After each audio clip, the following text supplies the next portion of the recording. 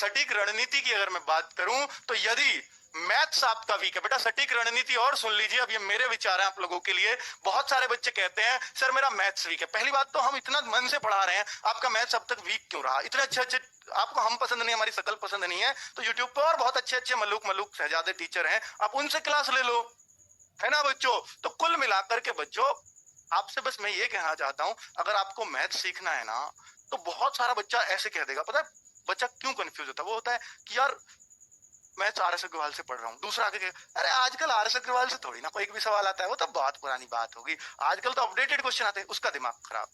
यार मैं तो बेकार मेहनत कर रहा हूँ। बेटा मैं आपसे कहता हूँ आज याद रखना, अगर आपका मैथ्स वीक है ना, मैथ्स की क्लास लो जिस भी टीचर की आपको पसंद आ रही है, जिसका आपको समझ में आ रहा है। ये मत सोचो कि ये टीचर बेसिक पढ़ा रहा है, ये हाई पढ़ा रहा है, ये मीडियम पढ़ा रहा है, उससे कभी कुछ नहीं होता। बस ये समझो मेरा इस टीचर के समझ में एक एक चीज आ रही है, तो मेरे को मैथ समझ में आ रहा है। और फिर दूसरा काम आता है बुक कौन सी चूज करें। बुक वो चूज करो मार्केट से जो सबसे पतली हो और जिसके अधिकतर क्वेश्चंस को आप कर पाओ, सबसे आसान क्वेश्चन जिसमें दिए हो। अगर आपका मैथ्स वीक है, याद रखना मेरी बात, आप मैथ सीख जाओगे, लेकिन अगर आप पहली बार में ऐसी मोटी किताब ढूंढ लाऊं, इससे तो क्वेश्चन ही बाहर नहीं जाते। बेटा आप 2-4 चैप्टर, एक आध पेज करते ही थक के बंद करके रह जाओ, मेरा तो वीक है। फिर जो मेरा तो वीक है, दूसरी जगह और चिल्लाओगे मेरा मैथ्स वीक है, मैं क्या करूं जी?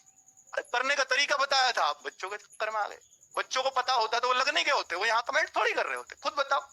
ये सोचे करें बच्चों, ठीक है। यदि हिंदी का बेटा बता दिया मैथ्स का, टीचर सेलेक्ट करो, बुक आसान वाली सेलेक्ट करो, आप मैथ सीख जाओगे, ठीक है। आगे बात, यदि हिंदी कमजोर है, बेटा हिंदी वैसे जिसकी कमजोर है वो उसकी कमी से कमजोर है। हिंदी ऐसी चीज है, अगर आपने 2 महीने इसकी क्लास ले ली ना, तो बेटा आपकी हिंदी वीक नहीं रहेगी, ये मेरी गारंटी है। चाहे आपने कभी हिंदी नहीं पढ़ी है, चाहे आप पूरे अंग्रेज हो, तब भी हिंदी कमजोर नहीं रहेगी, क्योंकि आप दिन रात हिंदी बोल तो रहे हो, ठीक है। तो आपको सबसे आसान सब्जेक्ट जो सबसे आसानी से समझ में आता है वो हिंदी है, क्योंकि इसकी वोकेबलरी हमें बिल्कुल नहीं रटनी पड़ती, बस पर्यायवाची पढ़ने पड़ते, बाकी सब तो लग जाते हैं। देखो मिल जाएगी अगर आप चाहो तो। हिंदी वीक है तो बेटा ये काम करो, मैथ्स वीक का बता दिया। जीएस पढ़ने का मन नहीं करता, जीएस किसी की वीक नहीं होती, वीक उसकी होती है जिसका जीएस पढ़ने का मन नहीं करता, याद रखना ये बात। अगर जीएस आपने पढ़ने का मन ही नहीं कर रहा तो आपकी वीक रहेगी। अब इसके लिए क्या करें बच्चों, जीएस के बहुत सारे सब्जेक्ट, बहुत सारे पहलू हैं, बहुत सारी क्लासेस इसी की वजह से बढ़ती हैं। तो मैं आपसे ये कहता हूं कि जीएस में आप पहले ये देखिए, आपका सबसे ज्यादा मजा आपको किसको पढ़ने में आता है? हिस्ट्री, ज्योग्राफी, इकोनॉमिक्स, आपको पॉलिटी, सबसे पहले ये देखिए कि आपको सबसे ज्यादा मजा किसको पढ़ने में आता है। तो आपको लगता है हिस्ट्री पढ़ने में आता है, तो हिस्ट्री पढ़िए, पहले एक पोर्शन को खत्म कर दीजिए।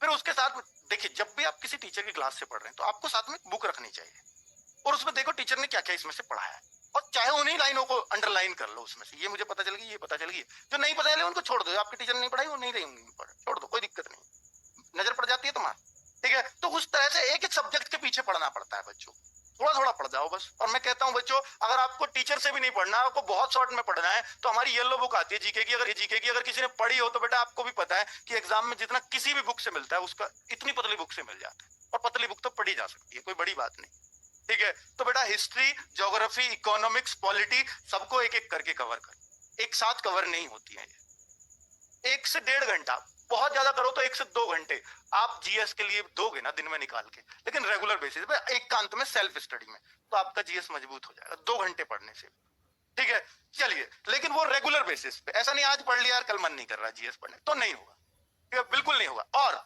कभी भी किसी चीज को नहीं पढ़ो तो पिछली का 6 बार रिवीजन हो जाए, ये याद रखना। 6 बार कैसे करना है, ऐसे नहीं आज भी 6 बार कर लो। देखिए हमने कोई चीज पढ़ी, आज पढ़ी, 2 तारीख को पढ़ी, 3 को, 4 को, 5 को, 6 को, हम इसको पढ़ रहे हैं, आज इसको पढ़ रहा हूं, कल जब मैं दूसरी चीज को पढ़ूंगा तो पहली चीज का रिवीजन करूंगा, जब मैं तीसरी को पढ़ूंगा तो इन दोनों को रिवीजन करूंगा, जब मैं ये करूंगा तो इन तीनों को रिवीजन करूंगा जो 3 दिन में पढ़ा था। तो इसमें क्या हो गया, इस पर 3-4 बार रिवीजन हो गया, तो यानी जब 6 को पढ़ोगे तो इसको एक बार और रिवीजन, 6 बार पढ़ने के बाद जब 7वें पे आओगे तो इसको छोड़ दो।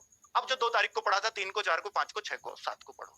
अब जब 8 पे आओगे इस 2 वाली को छोड़ दो, फिर अगली पढ़ो। तो चूंकि ये अब आपके परमानेंट हो चुके हैं, 6 बार ये माना जाता है कि अगर कोई चीज 6 बार पढ़ ली जाए तो वो बेटा हमेशा के लिए परमानेंट हो जाती है। जो उन बच्चों के लिए है नसीहत जो किताब से जीएस पढ़ते हैं और वो कहते हैं कि मैं अगला पढ़ता हूं पिछला भूल जाता हूं, उनके लिए ये, ठीक है, अब आप देख लेना, अगर आपको ये अप्लाई कर लिया तो आपकी जीएस वीक नहीं रहेगी, बाकी आपकी मर्जी है। रीजनिंग को हथियार बनाओ बच्चों।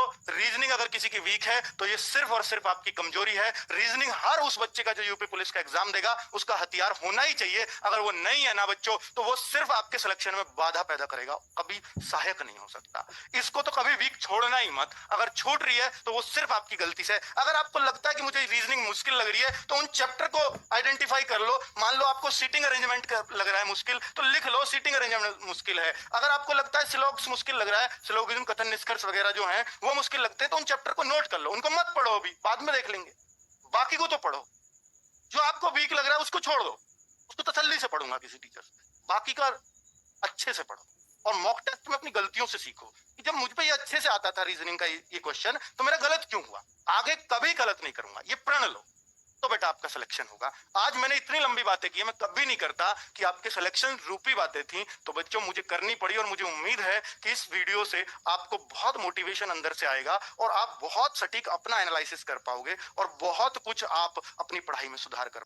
हेलो दोस्तों, जो लोग भी अभी तक एसएससी जीडी का अवसर 2.0 बैच नहीं लिए हैं, उनके लिए मैं बताना चाहता हूं, आप लोग मेरे टेलीग्राम चैनल से जुड़िए और वहां पे मैं लिंक प्रोवाइड कर दे रहा हूं, और आप लोग जाइए और चैनल को ज्वाइन कीजिए और वहां पे एसएससी जीडी का फ्री बैच ज्वाइन कीजिए और अपना अच्छे से प्रिपरेशन कीजिए।